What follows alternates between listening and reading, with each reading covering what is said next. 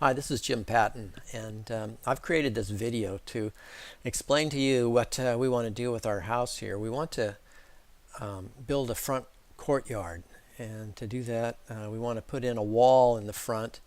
And we got into this. I made a little video to show the contractor what we wanted to do, but then I discovered that what we're trying to do is different from the SCA guidelines, and so we need to seek a variance. And what I want to show here is that this variance, or what we're asking to do here, our situation is really truly unique, because I haven't found any other instance, in the whole community like this. I've been driving around a lot, as you'll see in this video. And so, what we're asking is truly a variance. It's not something that was going to set a precedent for anything. And I don't think it's really a lot out of character with what the SCA guidelines call for. So anyway, that's what we'll talk about here. Now, this is a Google snapshot of our house at 2286 Marengo Caves Avenue, and this isn't very clear.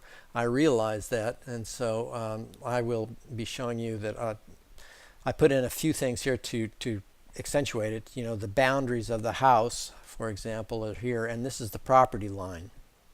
Okay, so basically that. And before we go farther, let me just show you this little video that I made for the contractor to demonstrate what we want to do.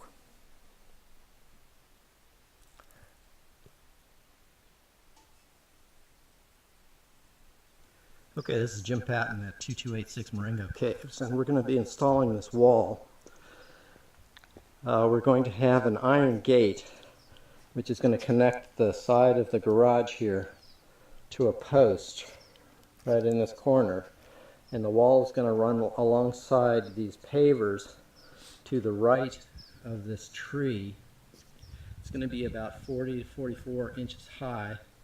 It's going to connect to that other wall over there, and then it's going to be higher than that wall, however, and we're going to put an arch fence on top of this front piece. And over here on the side wall, what we want to do is extend the fence that starts down there at that gate. Okay, so we'll have that same style of fence, that same height. It will extend all the way along this wall up to the corner, and then it'll change heights, and it'll go to 44 inches, and it'll go across to the post where there will be an iron or a gate connection to the house. And the style of the fence on top of the front part only is, we think it's going to be arched, but we're open to other ideas if you have them for some kind of decorative fence. Okay, so, and the kind of fence that I'm talking about is one that looks kind of like this. So we saw this on somebody's house, and we kind of like that, so we'd like to put that on top of our wall as well. Now, to show on this diagram, I think it's, if I add this, this is the kind of a inner courtyard that the SCA guidelines call for. All right, and what we're proposing is something that looks like that. All right, in other words, the wall comes over here, and then it connects, to another short wall here with a gate like this. Now, the major differences between what the SCI guidelines are calling for, we think, and what we want to do are that this wall is a little bit farther out, and it also goes all the way to the property boundary. Okay, so those are the differences. Now I want to show you a few examples of houses in the neighborhood that are sort of similar to our situation but different. Okay, so let me show you this first one. Okay, here is a house which it's very difficult to actually find applications where you've got a living space next to a retaining wall.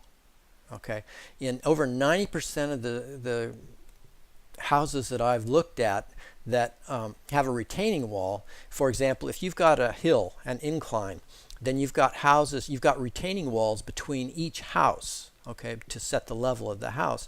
And in every case, you'll notice that the retaining wall is next to the garage of the house. All right, and that's the way the houses are placed on the hills in the development. So and if the retaining wall is next to the garage, then you're not going to connect an interior wall to the retaining wall, for example, on this side, and then go across the driveway. Obviously, that doesn't make sense.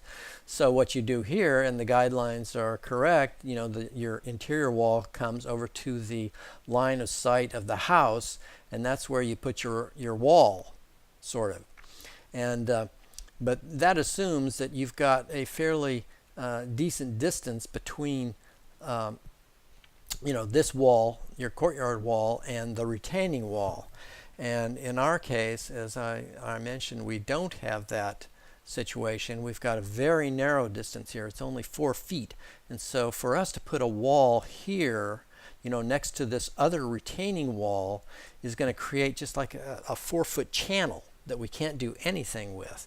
And here's another example of what I'm talking about.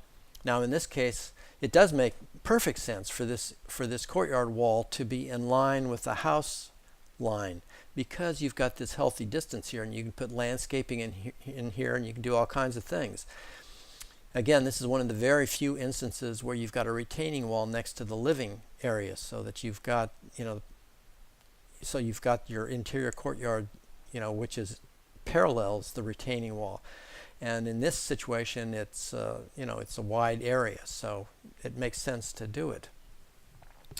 So now, also connecting to the retaining wall, is there any precedent for doing that? In other words, to take the wall from this point all the way to the property line. Is there any precedence for that?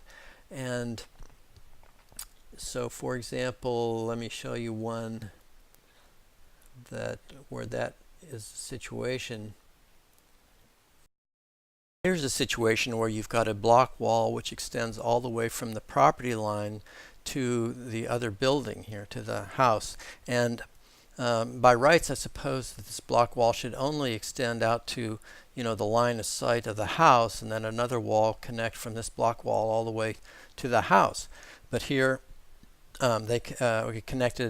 we continued the wall all the way to the property line. So this is another instance where this, you know, it's similar to our situation.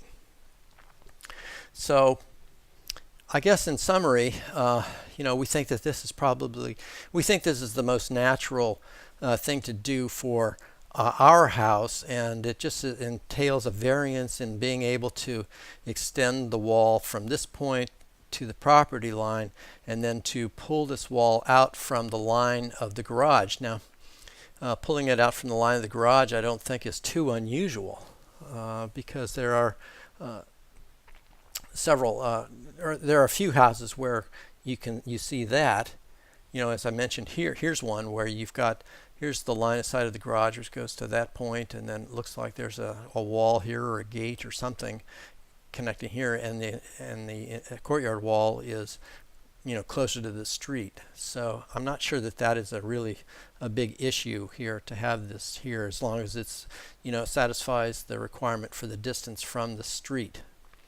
So basically, that's in summary. You know, we think that this is a much more natural use of the space, and it's going to be more attractive than, you know, having this narrow channel go the entire length of the house, you know, for, you know, really no good reason. So I hope you'll consider, you know, this variance, and let us do what we want to do here.